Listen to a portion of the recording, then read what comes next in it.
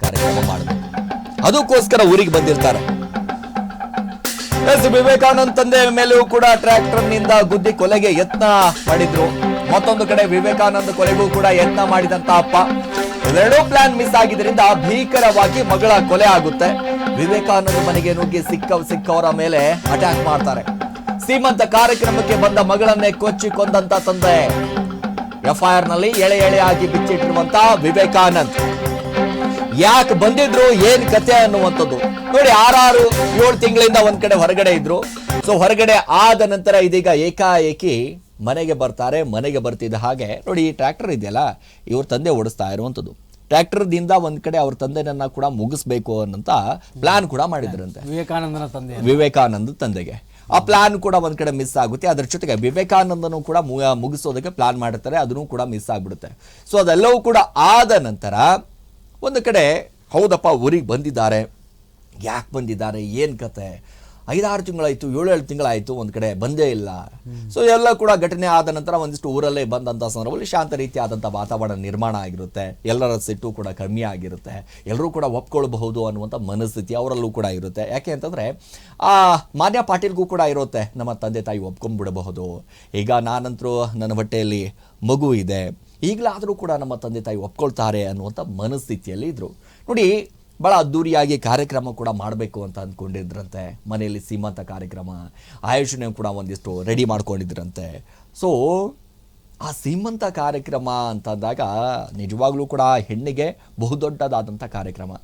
So ಸೀಮಂತ ಕಾರ್ಯಕ್ರಮ ಮಾಡಿ ಅದಾದ ನಂತರ ತವ್ರ ಮನೆಗೆ ಹೋಗಿ ಆ ಮಗುವನ್ನ ಕರೆದುಕೊಂಡು ಮತ್ತೆ ಗಂಡನ ಮನೆಗೆ ಬರಬೇಕು ಅನ್ನುವಂಥದ್ದು. ಯಾಕಂದ್ರೆ ಸಹಜವಾಗಿ ಎಲ್ಲರೂ ಕೂಡ ಆಸೆ ಪಡುವಂಥದ್ದು ಘಟ್ಟ ಇದು. ಅಂದ್ರೆ ಒಂದು ಜೀವ 2 ಜೀವ ಆಗೋದು ಬಹಳ ಸಹಜ ಪ್ರಕ್ರಿಯೆ ಅಲ್ಲ. ಎಲ್ಲಾ ಹೆಣ್ಣಿಗೂ ಕೂಡ ತಾಯ್ತನದ ಒಂದು ಭಾಗ್ಯ ಅಂತಕ್ಕಂಥದ್ದು ಕೊಡುವಂತಹ ವರ ಅದು. ಸೊ ಅಂತಹ ಟೈಮಲ್ಲಿ ಆಕೆ ಎಷ್ಟು ಖುಷಿಯಾಗಿದ್ಲು, ಎಷ್ಟು ಇದರಿಂದ ಆನಂದದಿಂದ ಸೀಮಂತ ಕಾರ್ಯಕ್ರಮಕ್ಕಂತ ಬಂದಿದ್ಲು. ಅಂತಹ ಟೈಮಲ್ಲಿ ಇಂತ ಅವಘಡ ನಡೆಯುತ್ತೆ ಅಂತ ಪಾಪ ಆಕೆಗೆ ಗೊತ್ತಾಗಬೇಕು. ಸೀಮಂತ ಕಾರ್ಯಕ್ರಮಕ್ಕಂತ ಬಂದವರನ್ನ ಈ ರೀತಿಯಾಗಿ ಕೊಂದು ಹಾಕ್ಬಿಟ್ನಲ್ಲ ತಂದೆ ಪ್ರಕಾಶ್ ಪಾಟೀಲ, ಅವ್ನ್ ಎಂತಹ ರಾಕ್ಷಸ ಗುಣ ಇರಬೇಕು ಅಂತ ಈ ಊರಿನ ಜನ ಎಲ್ಲ ಶಾಪ ಹಾಕ್ತಿದ್ದಾರೆ.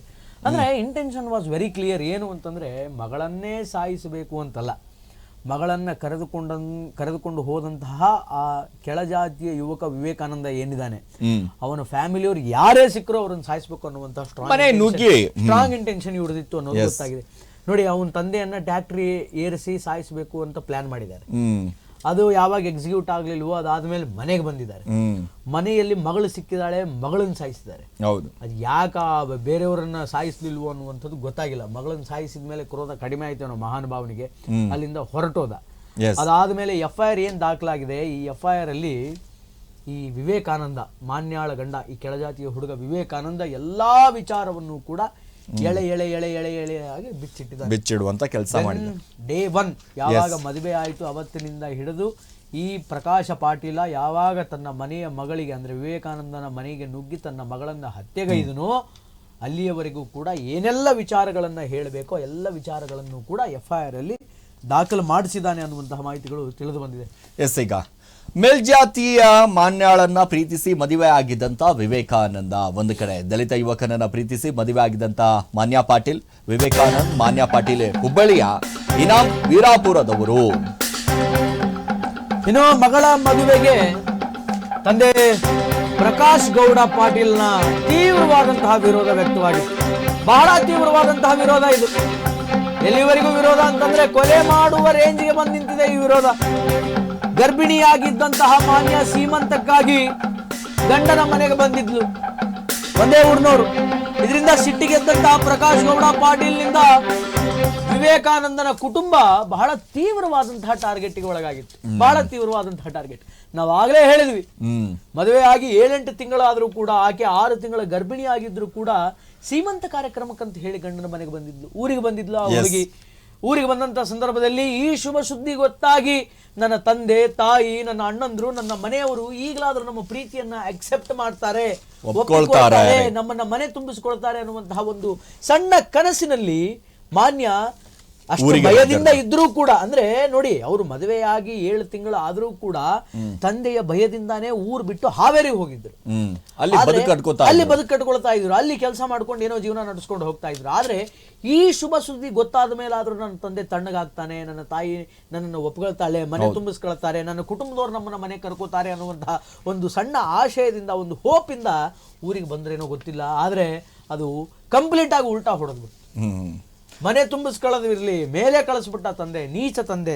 ಎಸ್ ಇನ್ನು ಟ್ರ್ಯಾಕ್ಟರ್ ನಿಂದ ಗುದ್ದಿ ವಿವೇಕಾನಂದ್ ತಂದೆ ಮರಿಯಪ್ಪನ ಕೊಲೆಗೆ ಒಂದ್ ಕಡೆ ಯತ್ನ ನಡೆದಿತ್ತು ಅನ್ನುವಂತ ಒಂದಿಷ್ಟು ಮಾಹಿತಿ ಲಭ್ಯವಾಗ್ತಾ ಇದೆ. ನೋಡಿ, ವಿವೇಕಾನಂದ್ ತಂದೆ ಮರಿಯಪ್ಪನ್ಗೂ ಕೂಡ ಟ್ರ್ಯಾಕ್ಟರ್ ನಿಂದ ಗುದ್ದಿ ಕೊಲೆ ಮಾಡಬೇಕು ಅನ್ನುವಂತ ಯತ್ನ ನಡೆದಿತ್ತಂತೆ. ಮರಿಯಪ್ಪನ ಜೊತೆಗಿದ್ದಂತ 3 ಮೇಲೂ ಕೂಡ ಟ್ರ್ಯಾಕ್ಟರ್ ಹತ್ತಿಸಲು ಯತ್ನ. ಸುದ್ದಿ ತಿಳಿದು ಘಟನಾ ಸ್ಥಳಕ್ಕೆ ಹೋದ ವಿವೇಕಾನಂದನ್ಗೂ ಕೂಡ ಕೊಲೆಗೆ ಯತ್ನ ಮಾಡಿದ್ರಂತೆ. ಅಲ್ಲಿ ಆರೋಪಿಗಳಿಂದ ತಪ್ಪಿಸಿಕೊಂಡು ಮನೆಗೆ ಬಂದಿದ್ದಂತಹ ವಿವೇಕಾನಂದ ತಂದೆ ಮನೆ ಬಳಿ ಬಂದು ಮಾನ್ಯ ಕುಟುಂಬಸ್ಥರಿಂದ ಗಲಾಟೆ, ಜಾತಿ ನಿಂದನೆ, ಮನೆಯೊಳಗೆ ನುಗ್ಗಿ ಸಿಕ್ಕವರ ಮೇಲೆ ಮಾರಕಾಸ್ತ್ರಗಳಿಂದ ದಾಳಿ, ಎಲ್ಲ ವಿಚಾರಗಳು ಕೂಡ ಈಗ ಬೆಳಕಿಗೆ ಬರ್ತಾ ಇದೆ. ವಿವೇಕಾನಂದ ತಾಯಿ ರೇಣುಕಾ, ಪತ್ನಿ ಮಾನ್ಯಾಳ ಮೇಲೆ, ನೋಡಿ, ವಿವೇಕಾನಂದನ ತಾಯಿಯ ಮೇಲೂ ಕೂಡ ಈ ಪ್ರಕಾಶ್ ಗೌಡ ಪಾಟೀಲ್ ಹಲ್ಲೆ ಮಾಡಿದ್ದಾನೆ, ಆತನ ಕಡೆಯವರು ಹಲ್ಲೆ ಮಾಡಿದ್ದಾರೆ ಅನ್ನುವಂತಹದ್ದು FIR ಅಲ್ಲಿ ದಾಖಲಾಗಿದೆ. ವಿವೇಕಾನಂದ ಎಲ್ಲ ವಿಚಾರಗಳನ್ನು ಕೂಡ ಬಹಿರಂಗವಾಗಿ FIR ಅಲ್ಲಿ ಮೆನ್ಷನ್ ಮಾಡಿದ್ದಾನೆ. ಟ್ರ್ಯಾಕ್ಟರ್ ನಿಂದ ನನ್ನ ತಂದೆಯನ್ನ ಹತ್ಯೆ ಮಾಡುವಂತಹ ಪ್ರಯತ್ನವನ್ನ ಮಾನ್ಯಾಳ ತಂದೆ ಮಾಡ್ತಾ ಇದ್ರು. ಅದರ ಜೊತೆಗೆ ನನ್ನ ತಂದೆ ಅಂದ್ರೆ ಸೊಕಾಡ್ ವಿವೇಕಾನಂದ ಏನಿದ್ದಾನೆ, ದಲಿತ ಯುವಕ, ಆತನ ತಂದೆಯ ಜೊತೆಗೆ 3 ಜನ ಇದ್ರು. ಆ 3 ಜನರ ಮೇಲೆ ಟ್ರ್ಯಾಕ್ಟರ್ ಹತ್ತಿ ಅವರನ್ನ ಕೊಲೆ ಮಾಡಬೇಕು ಅನ್ನುವಂತಹ ಪ್ರಯತ್ನವನ್ನ ಪ್ರಕಾಶ್ ಗೌಡ ಪಾಟೀಲ್ ಮಾಡಿದ್ರು ಅನ್ನುವಂತಹ ವಿಚಾರವನ್ನ ಆ ಯುವಕ FIR ದಾಖಲು ಮಾಡಿಸಿದ್ದಾನೆ. ಅದರ ಜೊತೆಗೆ ಮನೆಗೇನು ಹುಡ್ಕೊಂಡು ಬರ್ತಾನೆ ಈ ಮಾನ್ಯಾಳ ತಂದೆ ಪ್ರಕಾಶ್ ಗೌಡ ಪಾಟೀಲ್, ಈತ ಮನೆಯಲ್ಲಿರ್ತಕ್ಕಂತಹ ಹೆಂಗಸರ ಮೇಲೂ ಕೂಡ ಮಾರಣಾಸ್ತ್ರ ಹಲ್ಲೆಗಳಿಂದ ಹಲ್ಲೆಯನ್ನ ಮಾಡ್ತಾನೆ, ವೆಪನ್ಸ್ ಗಳಿಂದ ಹಲ್ಲೆಯನ್ನ ಮಾಡ್ತಾನೆ. ಮಗಳನ್ನ ಕೊಲ್ಲುವುದಷ್ಟೇ ಅಲ್ಲದೆ ವಿವೇಕಾನಂದನ ತಾಯಿ ರೇಣುಕಾಳ ಮೇಲೂ ಕೂಡ ಹಲ್ಲೆಯನ್ನ ಮಾಡಿಸಿದ್ದಾನೆ. ಇನ್ನು ಬಿಡಿಸೋದಕ್ಕೆ ಯಾರು ಹೋಗಿದ್ರಲ್ಲ, ಈತ ಹಲ್ಲೆ ಮಾಡುವಂತಹ ಸಂದರ್ಭದಲ್ಲಿ ಅಂದ್ರೆ ತಾಯಿಯ ಮೇಲೆ ಮತ್ತು ಮಾನ್ಯಾಳ ಮೇಲೆ ಹಲ್ಲೆ ಏನ್ ಮಾಡ್ತಾನಲ್ಲ, ಆಗ ಮನೆಯಲ್ಲಿ ಯಾರು ಬಿಡಿಸ್ಲಿಕ್ಕೆ ಹೋಗ್ತಾರೆ ಅವರ ಮೇಲೂ ಕೂಡ, ಸಂಬಂಧಿಕರ ಮೇಲೂ ಕೂಡ, ಅಂದ್ರೆ ವಿವೇಕಾನಂದನ ಸಂಬಂಧಿಕರ ಮೇಲೂ ಕೂಡ ಹಲ್ಲೆಯನ್ನ ಮಾಡಿದ್ದಾನೆ ಅನ್ನುವಂತಹದ್ದನ್ನ ಈಗ ನಾವು ತಿಳಿದುಕೊಳ್ಳಬಹುದು. ಇದು FIR ಅಲ್ಲೂ ಕೂಡ ದಾಖಲಾಗಿದೆ. ಯಾರು ಹಲ್ಲೆಗೆ ಒಳಗಾಗಿದ್ದಾರೆ, ಈಗ ಅವರು ಹಾಸ್ಪಿಟಲ್ ಅಲ್ಲಿ ಟ್ರೀಟ್ಮೆಂಟ್ ಅನ್ನ ಪಡೆದುಕೊಳ್ತಾ ಇದ್ದಾರೆ, ಚಿಕಿತ್ಸೆಯನ್ನು ಪಡೆದುಕೊಳ್ತಾ ಇದ್ದಾರೆ ಅನ್ನುವಂತಹ ವಿಚಾರವು ಕೂಡ ಈಗ ಕೇಳಿ ಬರ್ತಾ ಇದೆ. ಆದ್ರೆ ಆಸ್ಪತ್ರೆಯಲ್ಲಿ ಚಿಕಿತ್ಸೆ ಫಲಿಸದೆ ಕೊನೆ ಉಸಿರನ್ನ ಬಿಟ್ಟಿದ್ದಾಳೆ. ಹಲ್ಲೆಗೊಳಗಾದವರು ಚಿಕಿತ್ಸೆಯನ್ನು ಪಡೆದುಕೊಳ್ತಾ ಇದ್ದಾರೆ.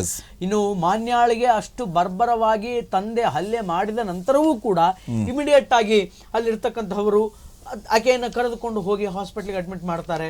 ಹಾಸ್ಪಿಟಲ್ಗೆ ಅಡ್ಮಿಟ್ ಮಾಡಿದ ನಂತರ ಅಲ್ಲಿ ಚಿಕಿತ್ಸೆ ಅಂತಕ್ಕಂಥದ್ದು ಫಲಕಾರಿ ಆಗದೆ, ಸಕ್ಸಸ್ಫುಲ್ ಆಗದೆ ಆಕೆ ಕೊನೆ ಉಸಿರನ್ನ ಎಳಿತಾಳೆ. ನೀವು ದೃಶ್ಯಾವಳಿಗಳಲ್ಲಿ ನೋಡಬಹುದು, ಆ ಯುವತಿಯನ್ನ ಹಾಸ್ಪಿಟಲ್ಗೆ ಕರೆದುಕೊಂಡು ಹೋಗ್ತಕ್ಕಂತಹ ದೃಶ್ಯಾವಳಿಗಳು ರೆಬಲ್ ಟಿವಿಗೆ ಈಗ ಲಭ್ಯವಾಗಿದೆ. ದೃಶ್ಯಾವಳಿಗಳಲ್ಲಿ ಆಕೆಯನ್ನ ಹಾಸ್ಪಿಟಲ್ಗೆ ಕರ್ಕೊಂಡು ಹೋಗ್ತಾ ಇದ್ರು.